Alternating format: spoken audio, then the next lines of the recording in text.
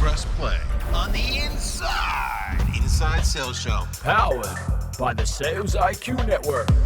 My name is Darryl. I'm your host, and you, my friend, you and I, we're going to go on a journey every single week talking to the industry's most accomplished sales legends as they share with us their tips, their tricks, their techniques, and their tactics to become sales rock stars.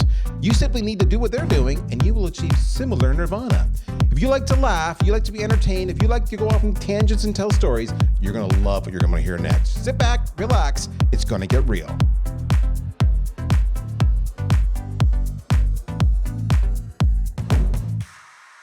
All right, boys and girls, it's story time. That's right. You've come here and I'm going to tell you a story. Think of me as Uncle Darryl.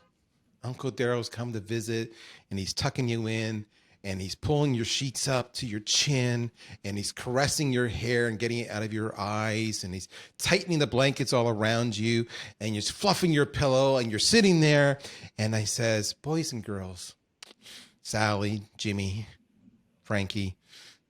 By the way, Frankie in this case, totally gender neutral name. It can be boy or girl. I'm just playing all sides here.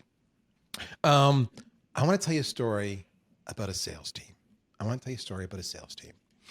And this is Uncle Darryl's experience across multiple sales teams. Many sales teams are what we call order takers. And right now, there's reps everywhere objecting and complaining already to that moniker. And I understand. But when I say order takers, is they've got such a large inflow of inbound leads that marketing has created for them and is sending their way, that all they're doing fundamentally is they're asking some basic qualifying questions. And then they're saying, here's our price, yes or no. So what are they not doing? What they're not doing is they're not multi-threading an account. They're not doing rigorous, deep discovery. They're not truly tailoring a demo based on that discovery. They're not trying to sell more seats or more services. They're not trying to get executive sponsorship. They're not doing a great job of establishing value. In other words, why change, why now, why me, which is all based on the value you create and the perception of if I don't change, this is the consequences. And if I do change, these are the wins. They're not doing that. And that's why we call them order takers. Now, the sad part is that we equip these reps, these teams, with all the skills, and yet they choose not to do it. Now, that's why you will see turnover in the sales ranks, both at the rep side as well as the leadership side, because the leaders can't get the reps to change. Now, what gets interesting is when the company finally realizes that they have a problem with these reps, what they'll often do is they'll say, we need to go outbound. We need an outbound team. We need to rebuild the team with outbound reps. We need hunters. And maybe we'll create an SDR AE framework, and the SDRs will handle the inbound, the AEs will handle the outbound. That's one construct. Maybe we'll just have two teams. Who knows? And so they create these hunters, and the hunters come in and they're saying, we're not going to feed you a damn thing. You get nothing from us. Here's your target list. You're the hunters. Go hunt. And the hunters, they do their thing. And you imagine them, they got the war paint on and their chests are puffed out and they are thumping them. And they're saying, I am the hunter. Step aside and I will show you how it's done. And then about a month later, they come back and they say, well, the issue is that our lists suck. Or I can't get a hold of anybody, or nobody's returning my emails, or the sequences you gave me are just not converting, or the lists aren't good, or I don't have the phone numbers. I could go on, but it seems that the hunters are perhaps not the warriors they thought they were, and management, Uncle Darryl, is sad.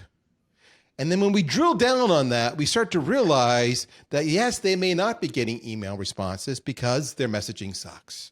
Or, yes, people may not be responding to their phone calls because, they've done no other outreach. And therefore, they don't understand this is one touch amongst many touches. And eventually they will answer that phone because you want to get there anyway so you can qualify them. And there's a lot of reasons why they don't answer the phones, mostly because of the rep. And then what happens?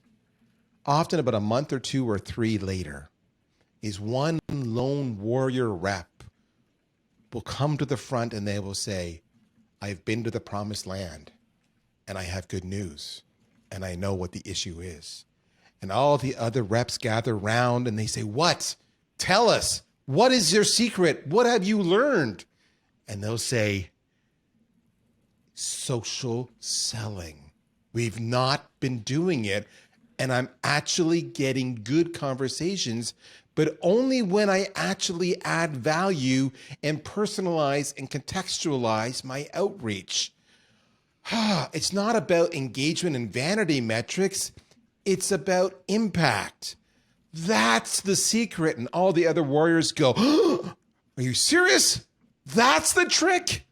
And then they go do it and they go forth and the village eats well for the balance of the year. Social selling. The irony is all the chiefs in the village said, we freaking told you to do that way back when. Are you stupid?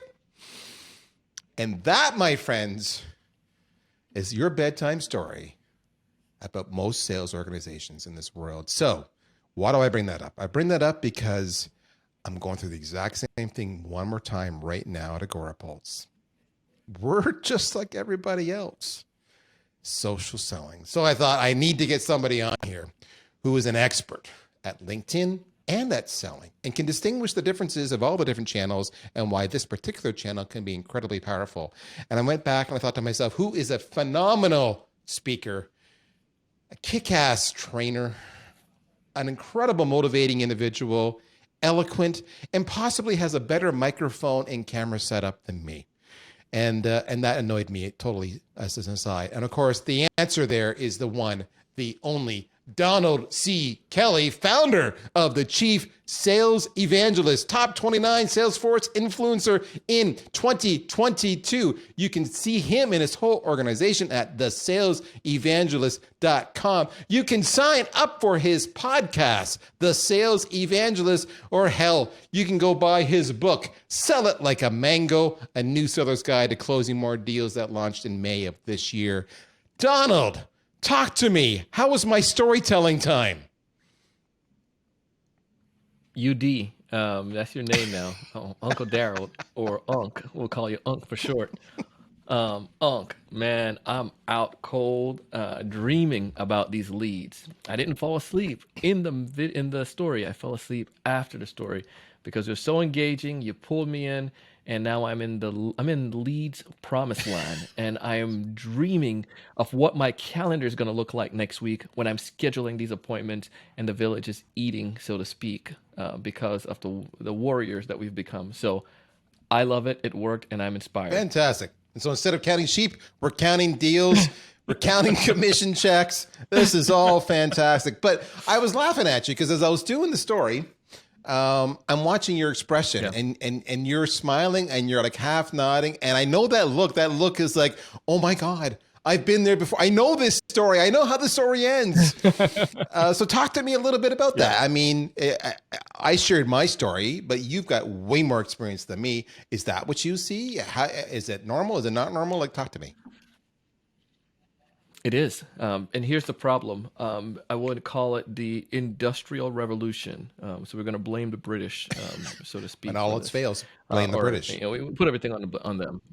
But in that Industrial Revolution era, it was a pro and con, and the idea behind that was that we started to see a mass production, and the acceleration of organization of enterprises just like became so like it was like rocket ship level.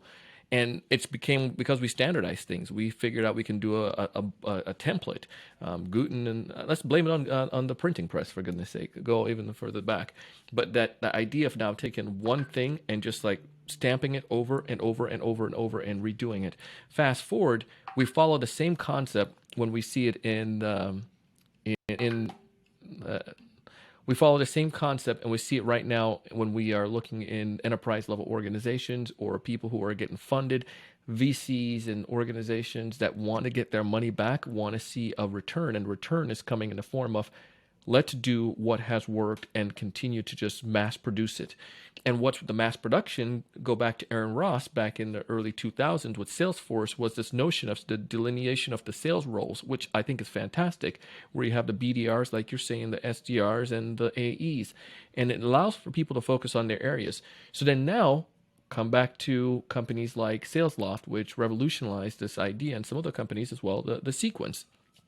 Let's follow a sequence and we could automate that sequence. And if it worked for them, by golly, why wouldn't it work for us? The issue that we see, though, is because everyone runs the same play. Are you a football fan? I am. Unfortunately, Detroit Lions fan, but don't hold that against me. I'm a Dolphins fan, so we're in the same boat, right. literally. So you think about it, though, from a football standpoint, like if your teams are running the same exact plays, the same exact routes, it's going to be a pretty boring game, and there's not going to be any advantages or any success. And many of the sales organizations that are out there running the same exact plays, and I just don't get that. And that's what we're seeing with those SDRs that came in, or those BDRs who are now hunting. Marketing gave them some amazing sequences that they thought were fantastic, that they pulled from online or got from a sales expert.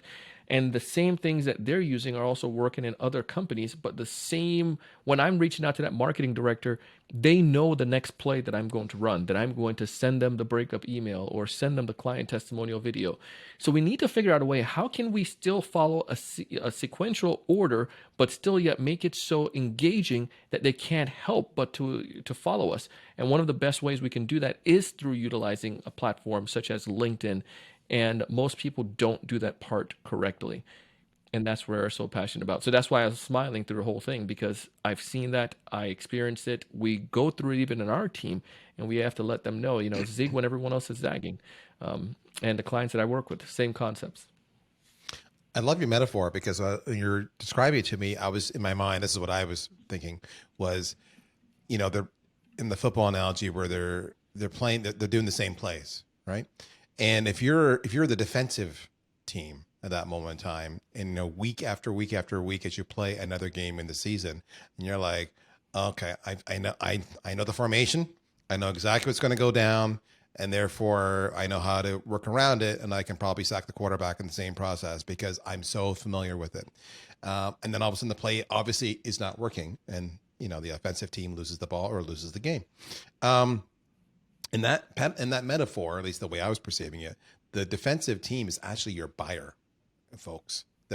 We recognize the play, and exactly as Donald was saying, we know what comes next. The breakup emails next. Hey, floating this to the top of your inbox. Hey, I know your day is really busy. Maybe you missed this conversation. But what's remarkable, to bring it back to social, Sure. is despite SalesLoft or Outreach or VanillaSoft or others innovating sequences and cadences, it's amazing how most reps don't go multi-channel. And if they do, they only go two. They might go phone and email, but primarily one, which is email. And it's like social selling is like, phone is disrespected, and social selling is, well, that's not me, or it's the forgotten stepchild, or I just don't believe in it, or I don't have time, or I don't have the network, or I don't have the connections, or I don't have anything to say. So social selling is the land of forgotten excuses, and the phone is the land of old technology. But the reality is you do need all of the channels. And today we're going to talk about social. So let's talk about social. You're passionate about this, and I know you're on a roll right now. Talk to me about why this is a hot topic. The reason is because I feel there are times in my life where, when I grew up in Jamaica and we moved to the United States, you got to learn to utilize. But before I moved to the United States, sometimes you just learn to use everything that you have and just make it as much as possible. And I feel sometimes I find, like, I don't know if people, anyone from the islands listening to this, but when you eat a piece of chicken in Jamaica, or a piece of a chick or an animal, so to speak, I mean, they don't lose anything. Every piece of that animal is like cooked, right? In parts that I wouldn't feel comfortable saying on a podcast to the world, that I ruined my political career later on. they use everything in a sense, and that idea gives you this notion of like, don't let anything go to waste. And I think a lot of times salespeople, sellers, we get these leads or we get food and we just waste it because we say, hey, it's not good. But there's other ways that you can revitalize that, and that's one way. One way you can do this through LinkedIn. And say, for instance, a lot of people go on LinkedIn and they go and, they might eat one piece of the meat and then they throw it away. When I'm like, bro, there's so much food still left on that chicken bone. And there's so much we can do with that. You can make soup now from that. But so often I feel that sellers, they go on LinkedIn and they've been given this vision of this promised land that Darryl did this and he gained leads. So you go on LinkedIn, and when they go and they spam people and they don't see that it worked because they're doing the same thing that they've done through email, they say that it's frustrating and doesn't make sense. I like to come in at that point because there's so many opportunities. The land is rich. And that's why I like LinkedIn. And there's different ways you could go about doing it. Because again, I'm going to take that piece of meat, I'm going to chop off some of the meat and make a, egg, like a, what do you call that? A casserole or something. Then I'm going to take the bone and I'm going to use that and soak it and make some soup. And then I'll take the bone out of it and use that to make a tool or whatever. So you're utilizing every piece of this animal now. And what I think about with LinkedIn in that sense, like, say, let me give you a perfect example. If you go on Facebook or if you go on Insta, most people, TikTok doesn't have this, but if Insta and Twitter and Facebook are prevalent with it, the majority of people post, like the users, because it's just kind of, I can repost my coffee or picture of my coffee or the dog or whatever. We're on vacation, yay. But when it comes towards like linked TikTok, it takes a lot more work to create a video. So most people don't produce content. And when it comes towards LinkedIn, most people see it as a professional network or professional platform. So even though they're in their careers and they're professional, they don't want to seem like an idiot before their peers. So they're questioning what they will post and if they will post or not. And I've been there. So now LinkedIn, one of the data points shows that only 2% of LinkedIn users post regularly. And regular, I think it's like monthly on LinkedIn. 2%. 2%. So if they have 800,000 users, let's say half of those people, 450 are going on there once a month. 2% of those people are posting regularly. So what I'm seeing, again, people are throwing away opportunities. And then also when it comes towards the LinkedIn connection, they're sending a lot of the spam because they're using the same method, the same play that they use with emails, they're trying to use, and it's not working as well. So that's why they abandon it. But again, someone like me comes in and we're cleaning up because we know there's a better way and we know there's some other strategies. And that's where I'm going to break down here to jump into it. So that's a long answer to why I'm so passionate for it and taking advantage of it right now. But I love to use the word spamming too. So you get talked about how it's an opportunity, how many people aren't doing it and why they're not doing it. So exactly what I was saying in my story, totally consistent. And when they do it, often it's just a spamming like they do in their email. And then they wonder why they have no outcomes from it, right? Which is why even in my story, I said, you have to do it. It has to be, personalized and contextualized to the recipient. Yes. It has to be compelling, right? So it was more quality over quantity, if you will, which is spamming is quantity. And that's why you get no results if that's what you're doing. That's also, by the way, I will tell you that bots are a huge mistake on LinkedIn. A, we can see it. B, it's a quantity angle. You think you're being smart. You think you're doing a shortcut. You think it's a numbers game. It's not. It's totally not. The minute you stop using the bots and spamming and actually invest the time, the impact is remarkable. And I see this happen, folks, over and over and over again. There's always that one rep who finally is going to slow things down and actually put the time and effort into it. All of a sudden, their pipeline just blows up. Yeah. And that's why. Because they're speaking to the person, not at the person. And I think that's where sales leaders need to come in place to understand, like, and I know there's a almost like I don't know, there's a happy medium, right, where you need the volume, but you also need to make sure you maintain a good level of personalization. But most sales leaders want to have that 50 outreach activities, 60 outreach activity per day, but then we know maybe 10 is not quite as effective. Can we find a good happy medium where a seller is doing omni-channel approach, they're multi-threading, and they're having a level of personalization in there? So anyway, hopefully I can share some of these ideas today. I know we've been setting this up so much, so let's go forward. Where do we start? Let's start off with connecting. So the first part, what I recommend, LinkedIn will slap you on a wrist if you're connecting, trying to reach out to more than 50 people per week, I believe, somewhere around there, or per day, 50 connections per day. Yeah. So I encourage sellers to find their ideal customers. I'm not going into it that you guys should know that already, but know who those people are. And then what I recommend is that you need to build up your feed of people, of viewers that are going to be people that you can that could buy from you. So I say like 10 to 20, maybe about 20 connections you send out per day to people who are your ideal customers. So let's say if I have my list from marketing or from sales or whoever works with me, and they gave me, these are my 50 accounts or 25 accounts that I need to go after, I'm going to omni-channel into those accounts or multi-thread into those accounts. And I'm going to find those 3 or 4 individuals on LinkedIn. And I'm not going to send them the same message on LinkedIn. I'm going to send them different messages I could tie back to. One of the things that I would tell you to do is do not send a connection with these people and ask for the deal in it or the appointment or to pitch. Like, just don't. For most of those, I delete them oftentimes, or if I think I can get a business from it by telling them join my training program. So the first thing I tell you is to look for ways you can genuinely make that human to human connection. I was on this webinar with Sales Hacker recently, and I can't take credit for it, but it's one of the BDRs that the sales leader was highlighting. She does a phenomenal job. She recognizes that most people are home or working from remotely, so they're in their hometowns. What's your hometown, Darryl? My hometown is Chatham, Ontario, Canada. So Ontario, that's where you're from, right? We're talking from. I'm right? Canadian, brother. So yes, right. You're in Ontario right now. So even if I were to say something like this, Darryl, I without knowing you, I would say something to the nature, Darryl, hope maybe you can settle an argument that we're having here. Is Tim Hortons better or Starbucks? P.S. Permission to connect here on LinkedIn. That's brilliant. Yeah. I love that. You're going to react. You're going to laugh. You might chuckle or whatnot. Even if you don't pay attention to it, you're gonna know who I am now because you're going to see that email that come through or whatever. So I'm grabbing your attention rather than I see we have mutual connections, or I see I'd love to connect with you to be able to learn from your insights. Come on, give me cut the bull crap. Just go straight in and give something that's going to make them personal that connect back to you. I'll give you an example real quick. There's a guy I connected with. I was trying to get in touch with his boss.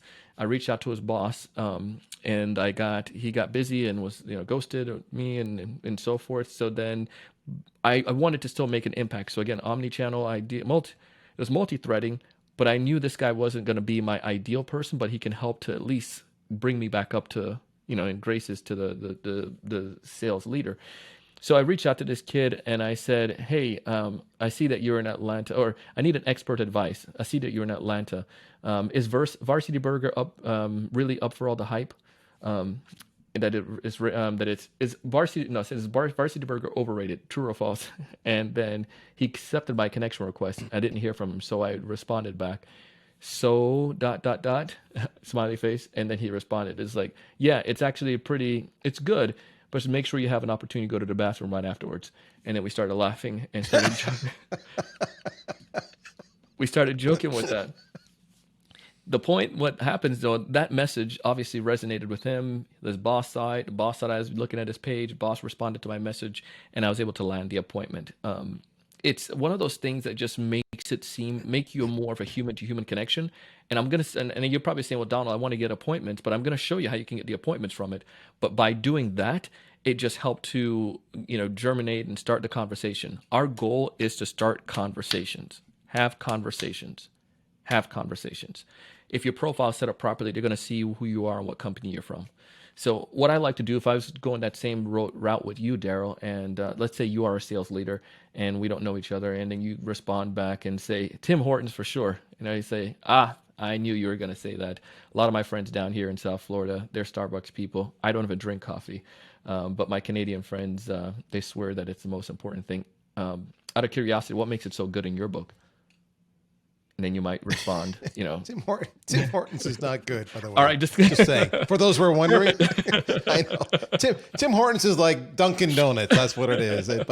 But what they've got is they've got a loyal base. That's what they've got. They have a loyal cup. Total side. But I love that you're doing that. And what I love what you're doing there is I'm going to say there's 3 things you didn't do.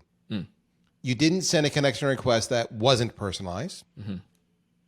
You didn't send a connection request that says, in other words, you did say, hey, I have a question for you. That's different from I am, or I do this, or it was all about me. And you didn't do the connection request. My company sells lists. My company sells leads. Can I have 10 minutes on your calendar, right? So my company, I are not personalized. In other words, the whole conversation is around you. Yeah. And it's about how can I benefit you? And when you do that, I feel like a transaction, and I'm into that, and I'm done because I have relationships. I have a tribe. I have a network. I have the authority and ability in my own control to accept you into my tribe or not. Yes. And if it's all about you, I am not accepting you into my tribe. But you can put a smile on my face. You can make me laugh. You can engage me. I want more of you, brother. Yeah. That's what I want. So I love that you're saying that. So the connection request is huge. But I find that's where people miss it. Or they do the whole, hey, Donald, I see you were from Jamaica originally. That's so cool. My cousin was from Jamaica. My company sells lists, and I was wondering if I could have 10 minutes on your calendar tomorrow. Oh my goodness. That doesn't work either. No, it doesn't. Just so we know. It doesn't. It does not. Because again, it's not, you're not being genuine, not being human. And yeah, I mean, obviously they know there's an ask in here somewhere. So, but it's more, I'm more willing to entertain the ask rather than shun you away because you've grabbed my attention and you did some work. So what I do then, I let it germinate and just kind of like have fun. So, you respond to that and say, oh yeah, Tim Horton's actually crap and here's the reason why, blah, blah, blah. And it's like, all right, noted. I'll make sure to keep that in mind. And I might say, well, what do you like? Are you a Dunkin' Donuts fan then? Or are you a Starbucks? Oh, Starbucks. Good. Maybe we just have a conversation. But, it might die off there. My next step is email. Because then now I'm going to use that in the subject line. Say, so might say something like, Tim Horton is garbage. I try, ... Hey, Darryl, we connected on LinkedIn last week. And I remember you told me Tim Horton's garbage. So I can't promise you any Starbucks, but I did recognize something though, that you guys have been hiring a lot and your team's growing and so forth. I'm sure you guys have something in place already, but we work with, we help teams when it comes towards their BDRs to get up to speed and supplement internal training. Would you be at least open to hearing what I have to share? In worst case, if you don't like what I have to share, I'll give you a Starbucks gift card, ... Jokingly. Love it. Yeah. But now I like not to do all my offering on or asking for the sale, especially with new contacts on the platform. I like to take that off with like a video. An email at that point. First off, it's going to help me to get white labeled because you're going to answer that open at email. And then second off, it's going to cause an engagement. And you might even give me the opportunity, worst case, because we had a good discussion so far. And that gives, it leverages the opportunity for you to at least take the appointment. And that's all I need at that point to be able to have a good conversation with you.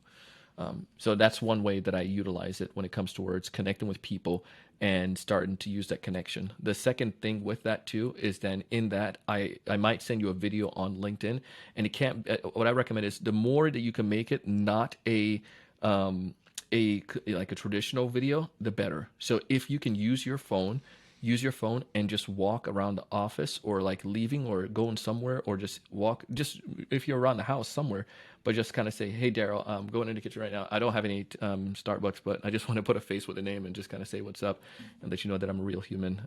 Hope you're having a fantastic one, man. Thanks so much for the connection. By the way, I did drop you an email the other day. Let me know if you got that. And I think you might chuckle with it.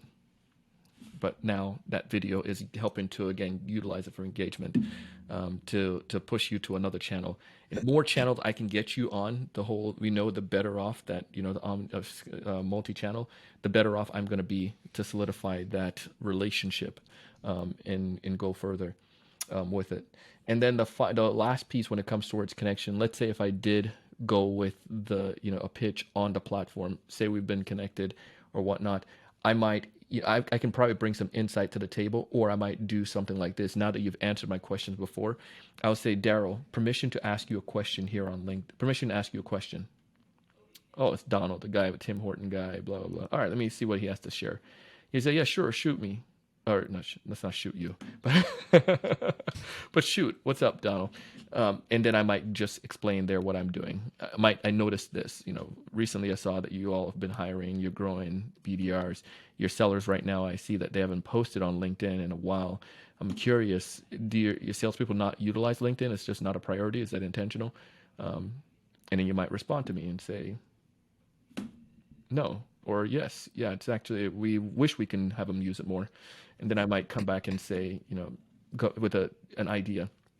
I have a couple thoughts on how we've been utilizing LinkedIn, just like how you and I have been able to connect our team, and I do things like this all the time. And I would love to share with you at least, see if you're open to it, some thoughts of what your sales team can do, and to help increase their LinkedIn opportunities. Would you be open to a 5 to 7 minute call? Because if I can't share something with you in 5 to 7 minutes, it's not 10 minutes, then it's not going to be important, and it's not going to be worthy. I need to be able to share my value to you in 5 to 7 minutes. And you probably say, yeah, sure. And we land an appointment. That's an appointment. Even if it's not for a demo, it's an appointment that I'm able to talk and bring value to you. But that's one of the, those are a couple of things how I utilize it when it comes towards connecting with folks. We can talk about sharing content and then engaging further. I want to get to that, but I want to stop here. There's 3 takeaways that I reacted to when we were discussing connecting. Takeaway number 1 was, I love that you were bridging from channel to channel, and then takeaway number 2. So in other words, what you're doing is you're opening up multiple channels to engage with this person as opposed to just being reliant upon one. It's like a backup plan, a plan B and a plan C. If they don't respond here, well, I did start a conversation over there. The second one was the cross-referencing. Hey, your email was, hey, I'm the guy who talked about Tim Hortons on LinkedIn or Starbucks, right? So that was the cross-referencing. Just like when you make a phone call, folks, your voicemail can say, I'm the guy who reached out to you on the Tim Hortons conversation, just want to try to connect you live, right? So they know who you are. So they see multiple touches, multiple channels, you're bridging, you're cross-referencing. Those are the first 2 things. The last thing, though, that was the most compelling to me at all was, did you guys pick up on how patient he was? Did you? He was incredibly patient. My youngest kid hated sports growing up. Why? Because they wanted to be, I used to always laugh for Canadians, though. They wanted to be Wayne Gretzky. They wanted to get, 200 goals in a season. And they could barely skate, and they get so frustrated because they weren't a rock star. So they gave up. In other words, using another sports analogy, they wanted to hit a home run every single time. What Donald was giving you was a whole bunch of singles. He was saying, hey, I sent this video. I'm the guy at the Starbucks. Just wanted to show you I'm a real person. There's no real call to action there, right? It's just a touch point. He said, permission to ask a question. Boom. Now he's got to wait. He's got to wait for them to respond. All right. And then they come back, and then he would, give his spiel and then ask another question. All right. In other words, he was saying this exchange could take weeks, but I'm patient, as opposed to trying to hit the home run, trying to get it one and done, which is what people are doing when you send the connection request and you send the pitch and you do the ask all at the same time. And that's why it doesn't work. Patience. No one wants to feel cornered or pressured, because what do they do when they feel that way? They walk away from it. They say, I don't need this shit. And they just walk away from it. So huge play there. I don't know if you caught that, but that was, I think, everything he was saying, his messaging, his approach is spot on, but it was also, he was bridging channels, he was cross-referencing channels, and he was patient as hell. So love that about and the beautiful thing about that too, whether you're using VanillaSoft or Outreach or whatever those platforms that you're taking advantage of, just like, just extend your sequence a little bit and just give yourself those reminders. But if I'm doing that every single day, like in the California gold rush, there wasn't a lot of people who got found big chunks. There's a story I hear about a gentleman went to California, sold all that he had, and was trying to make it big, and wasn't making anything. And then what he realized, he saw old prospecting. He's like, bro, he didn't say bro back then. It's like, so what are you doing? And this guy had a big sack of gold on the side. And he's like, that's what I want. And then he said, how'd you do it? And this old prospect, he just kind of showed him. He's like, he took 2 of the rocks, knocked it out open together, and saw some flakes and put his flakes in his pouch. And he was like, seriously, that's what's happening? And that's the way this guy got so much gold, was that he wasn't like finding big nuggets. He just took these rocks, break them, you find the gold, and you put the slivers, or sifting in the water and finding little gold in pieces, and you put them into your thing. Those pieces add up. So if you're doing this, remember, if you're sending 10 to 20 connections per day of those ideal customers you're trying to reach out to, you're building up your pool, and then you're going in and you're engaging with them. That's going to lead to appointments. So if you get like 4 or 5 appointments per week, that's probably going to be light years over your folks who are probably getting 1 or 2 doing their mass spamming. So, anyways, that's the first part. Patience is a virtue. Let's talk sharing. 2% of LinkedIn users share content. So what I would tell all of you right now as a sales rep, write this down. Think about the top 10 objections that you get on a day-to-day basis. Top 10 objections. Not interested. Yes. We have something in place already. Or let's back up. Something in play, objection related to your product or your service. So if I sold water, might say, Donald, I don't believe in purified water. I like spring water. One objection. Two, buying water is a waste of, damaging the environment. Three, whatever. So I get all of these things. I'm doing that because I have water on my desk. So, but if that's the case, you know those objections. So then you take those objections and you put them in as your post on LinkedIn, and then you challenge that. So you might say, but these are things that are going to perk up for your ideal customer because they're going to say, yeah, that's what I see. That's correct. So the objection may be that I put up there is like, buying water is a total waste of money, ... all caps. And then underneath that, I'll put, this is what I get all the time from potential customers before they partner with us. And here's the reason why this is, why they feel this way. It's because of this, because of this, and because of this. However, one of the things that we've seen to help clients or help people to better utilize water in their offices or, at home is to do blankety blank and blankety blank. I'm curious to hear what you feel on that. Is that something you believe, true or false? It's an easy response that people can reply to it in the comments. So they're not going to give me a true or false on that. Or I might do a poll. Same idea. Buying water is a total waste of money. Yes, no, maybe. I don't even drink water. I drink soda. So then now the poll is going to go. What's going to happen? Again, people are going to react to that poll and vote on that poll, and people are going to react to my post. Even if they don't comment, they might clap or whatever. Now, those who do that, I look at those people and then I go back in. Because again, most likely, those are going to be people, my 10 to 20 people I'm connected with every single day, right? So they're going to be on that post. So then I will go and interact with those folks on that platform. So if somebody didn't take an appointment from me, weren't interested right now, but I'm still engaging and sharing relevant content, they might like one of my things. And then I might drop a comment and say, hey, Darryl, I saw that you interacted on my post about the water. Thank you for doing that. Out of curiosity, what do you feel? Is it a waste of money from your standpoint or is it not? And then now I'm starting a conversation with you again. Maybe the Tim Horton thing didn't pan out, but now months later or weeks later, you're engaging with my stuff and now we can engage with conversation. And then that usually, you might say, yeah, I think it is or not. It's like, I feel this, I can see where you're coming from with that. If I were to share with you an idea or give you a couple tips of how you guys can utilize water more in your office, would you be open to it? Okay, yeah, sure. And then now that leads to a conversation, leads to the appointment. And then coming back to the poll as well, I might see all the people who voted that water, having water in the office isn't, is good or whatnot. Might say, hey, Darryl, I saw that you engaged on my poll, saying that water is good. I appreciate that. Thanks, man. Out of curiosity, why do you guys feel that way? And then that might lead to the conversation. The two different comments, right? I might say, thanks for engaging on my post. Appreciate that. And you might say, hey, no problem. Then I might say, hey, I'm curious about your comment, though. And then that might lead further to the discussion. And if I say you're open to some ideas, yeah, I'm sure I'm open to hearing some more. Talk to you for 5 minutes. I jump on a call with you and schedule an appointment. And then you go from there. Anyways, you just identify what is that pain. For me, with the sales stuff, I utilize, like, say, for instance, somebody might say, like, if prospecting doesn't work on LinkedIn, then I might say, hey, if you're open to it, I'm more than willing to give you a couple ideas that's working for me when it comes towards LinkedIn. Open to a 5 to 7 minute call. Yeah, I'm sure I'm open to that call. On that call, I'm not going to do a fast and switch and just try to sell you. I'm going to give you all the value like I promised on that. But naturally, you're going to say, Donald, so tell me a little bit more about what you guys do, or how does that work with you guys?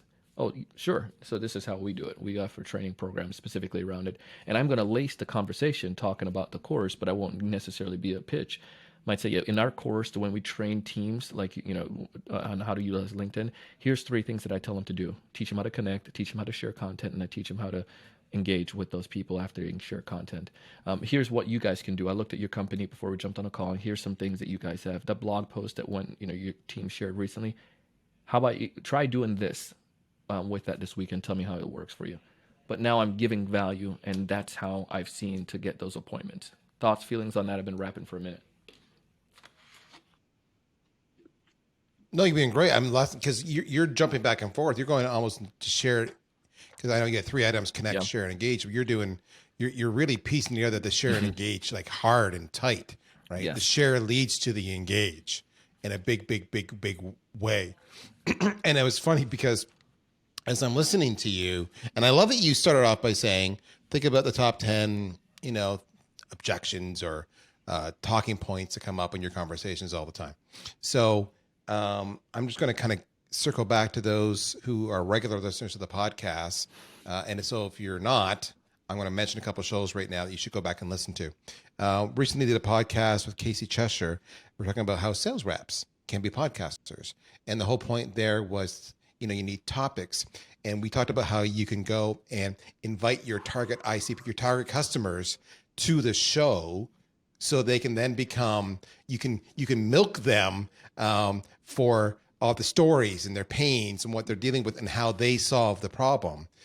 Similarly, though, on that same related thought, you can think about all the objections you're getting, exactly like what Donald just said, and go target people in the industry you're servicing to address those objections. All right. Is buying water a waste of money? I've got the water king here, Susie Smith. I'm making that up. And we're going to talk about it today, right? And that becomes content that you can then share. That's where I was going, right? We talked about you, and now you can not only are you sharing content, you're the facilitator, and here's the third party expert that everybody trusts in the industries saying that you're right, or that you're credible, or you're sparking a great conversation, which then allows you to have more reach because you're tagging that person who's your podcast host.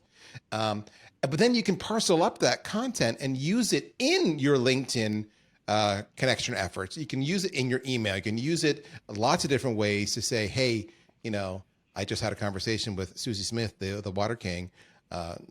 Forget my gender confusion for a moment. And you can say, here's what she had to say. And the biggest complaint I get or concern I get all the time. What do you think? Do you agree with Susie? Or is it an objection? Would love your thoughts. Right. So that was the one thing. The other thing, going way back when, it's been a few episodes now, we had, Thibault Souyris. And Thibault was great because he talks about, and I brought him up a couple times, but again, we're looking at sharing. And Donald said, what are the 10 objections? I'm repeating what he's saying here, right? So Thibault says, he talks about what's your ideal customer profile. Why does that matter here? Well, it matters because your ideal customer profile is going to have objections and that you're dealing with. And so what does he say? He said, you needed to know what is the one metric that matters to your target persona? What is the goal related to that metric? What is the initiative required to achieve that goal? What are the problems related to that initiative? All right. And then what are the symptoms related to that problem? And all of that affects your messaging. So now when you're sharing, you can talk to metrics, or you can talk to goals, or you can talk to initiatives, or you can talk to problems, or you can talk to symptoms to spark that conversation or to engage with them directly. So it's knowing your customers, it's having the third party credibility, it's having that content, it's meeting their objections straight on, using the very language and environment and metrics and challenges that they live in every single day. Suddenly your connection rate goes to the roof. And I just cross-referenced those 2 episodes because that's what I'm thinking of as Donald's putting it out there. I'm going, so good. That's what I I'm love gonna it, do, man. right there. And yeah, we need to check those out. So I'll make sure to look for those in the show notes as well. You're so polite. You're way too busy, man. You're a rock star author, podcaster. I mean, I'm looking at your podcast just as a total sidebar. As of the recording, this is me. Okay, guys, I'm celebrating shortly episode number 200. And I'm looking at his podcast. He said at this moment in time, he's approaching 1,600 episodes. He's kicking my ass. All right. So there we go. He's going to look at those later on. He's probably talked about it on his podcast. You should be listening to his podcast instead of mine. So there we go. Sure. But let's drill down more. So with that into too, so now engage. I kind of alluded to some of it there. I gave you some appetizer when you're engaging on your posts. But here's the other piece: engaging on others' posts and also on their love where you're post. going. And what I mean by this is like most times, and you just understand how basic algorithms are going to work. Like if you, oh man, there's so many things.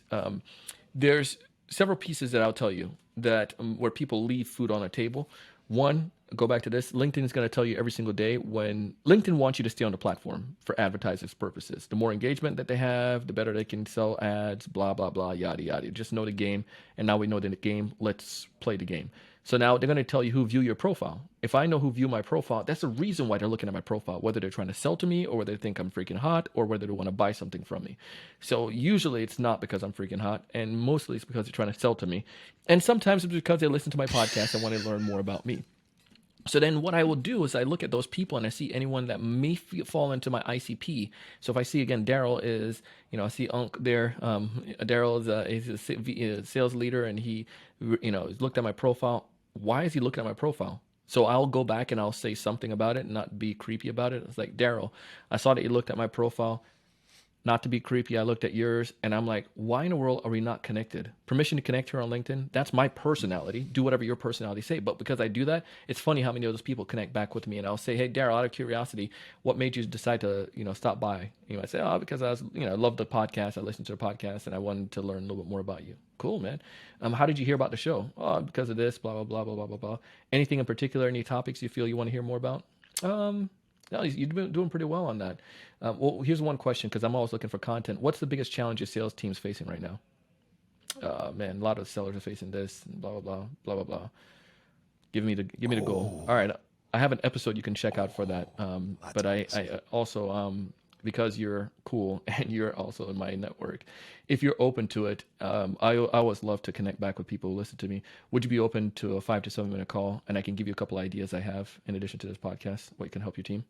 Sure. Let's do it, Donald. So I use my celebrity factor in that sense. But the views are people who are looking at your profile that we could take advantage of. So you can do that with whatever your industry you're in. And then the second thing too is also people who, job promotions or different changes. That's a trigger for us. So if somebody becomes a sales leader or new role, that's what I want to see as well. So they'll say, hey, Darryl just got a new role. I can send a stupid one and say, hey, congratulations on the promotion. What I'm going to say is, hey, Darryl, congrats on the recent, I'll say, this is what I say, steal it. I say, a little birdie told me that there's promotion in the air. Congratulations on that. By the way, what do you say? What's your first line of, your first plan of action as you jump into this new role? Oh man, the team is dysfunctional. I'm trying to get them all squared away, or blah blah blah blah blah. Oh, cool, man. That's awesome. Here's an episode you might want to check out if you're going to look for stuff like that. We interviewed Darryl, and he talked about how to organize your team as a sales leader. Cool. I'll check it out. And then the same idea. If you're open to it, more than willing to share a couple other insights. Saw what you guys are doing. More than willing to share some ideas on that. But I'm engaging with people again that I've connected with, one of those maybe 10 people or 20 people that one day that now is in my profile. So that's some engagement. And the third thing is obviously your post. So Darryl share a post, and this is the easy one.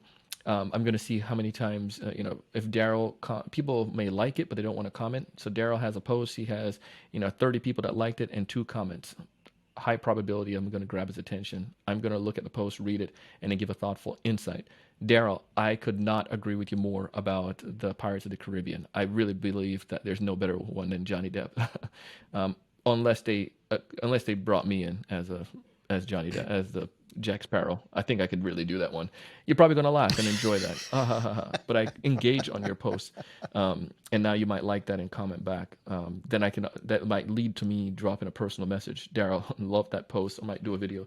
Darryl, love that post. Let me tell you my Jack Sparrow voice. Do it in my Jack Sparrow voice.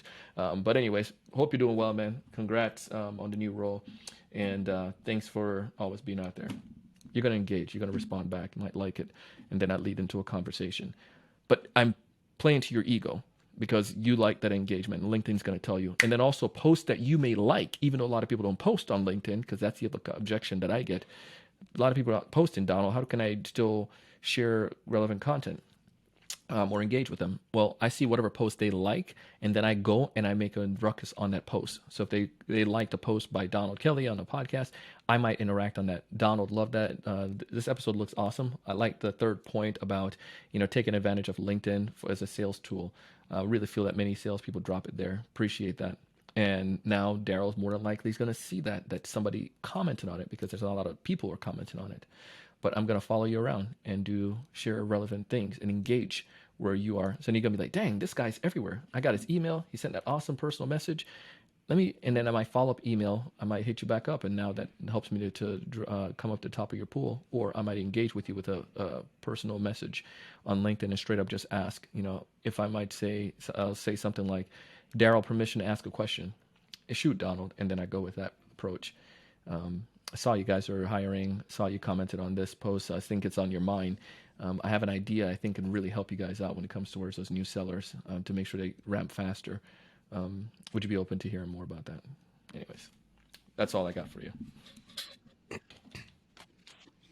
What's really powerful about what Donald's saying here is it's just about being present. You know what I mean? How many times have our significant others say, you're just not present. You don't talk to me. You're there, but you don't talk to me. Right? It's about being present. Now, the problem is you're going to say you don't have enough time. I can't track them. I don't know how to do it. Well, there's tools for that. Okay. So, I'll tell reps, depending on how aggressive you want to start, take your top 50, your top 100, target accounts that you want to get into. Some simple math. Okay. Let's say there's 10 possible people that you can multi-thread in an account. So 50 times 10 is 500. 100 times 10 is 1,000. So you have a 500 to 1,000 individuals that you could monitor so you could engage. Now, again, you're saying, well, how do I do that?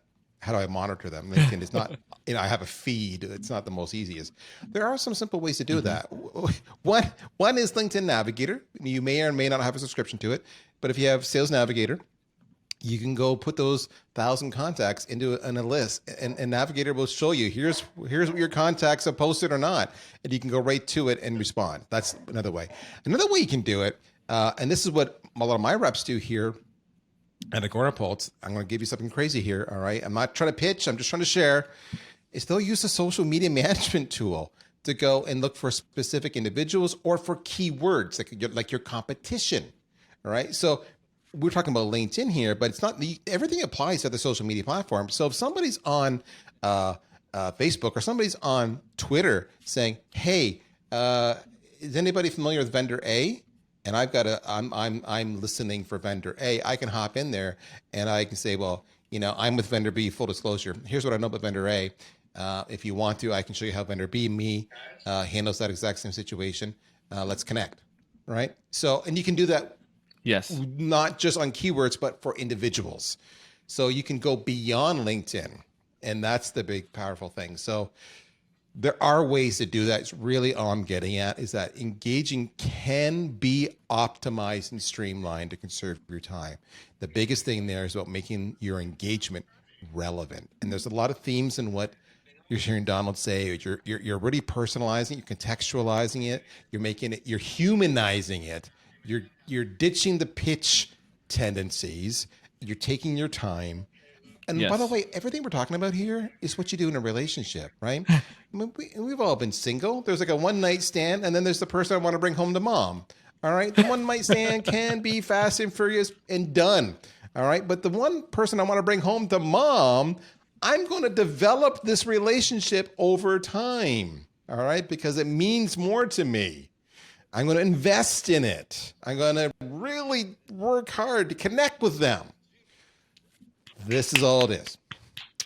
Dude, we're out of time. There's so much more. What's the best way to connect with you? I mean, again, obviously, I talked about the podcast, The Sales Evangelist. And if you go to the salesevangelist.com website, folks, you'll see all of his incredible services and capabilities. Oh, he is too nice. He is a stud muffin. I want to be fully clear in that. He could be Jack Sparrow. But if nothing else, if you like what you're hearing here, sell it like a mango. A new seller's guide to closing more deals. I love it. Check it out. It's got amazing ratings on Amazon, and it's not that expensive. All right, there you go. It's not that expensive. Invest in your own success. LinkedIn, best way to get a hold of you, sir, or somewhere else? Yeah, go to LinkedIn to connect with me, Donald C. Kelly. I'm also on every platform as Donald C. Kelly. So Twitter, I spend time on Instagram, Donald C. Kelly, and also on TikTok, Donald C. Kelly. Now, one of the things I want to just give you as well is another little bonus as you leave. Look, if you want to connect with people, look at platforms where they're trying to grow their audience that they're not big on. So LinkedIn, you're gonna, there's a little bit of thousands there. TikTok and Insta, I'm building up. So you DM me there, probably get responded a little bit quicker. Just as something, but I do love LinkedIn, so hit me up there. And we have a free program you can check out on our website. It's free. It's TSE 5-part free sales training program. Just go to the homepage and scroll down to the bottom of the page and click on, put your name and email in and whatnot, and you get that free course. 5-part videos give you some ideas of stuff that can help you as you're out there selling. So, I'm looking at it now. Free early 5-part Christmas. sales training course. Get access now. And it's Donald on a kick-ass microphone in the background. He's consistently well lit, sounding amazing. He annoys the hell out of me. Folks, if you've not met Donald before, I don't know where you've been, but he's legendary. Now, the best thing to do is to use all the mojo he just taught you today on him. Hey, Donald, just heard you on the Inside Sales podcast. Is Prale obnoxious or not? Just curious what you think. And then leave it there and see what he does. Okay, folks, I had fun. He's a legend. We're going to be back next week and do it all over again. Have a good one. We'll talk to you soon. Take care. Bye-bye.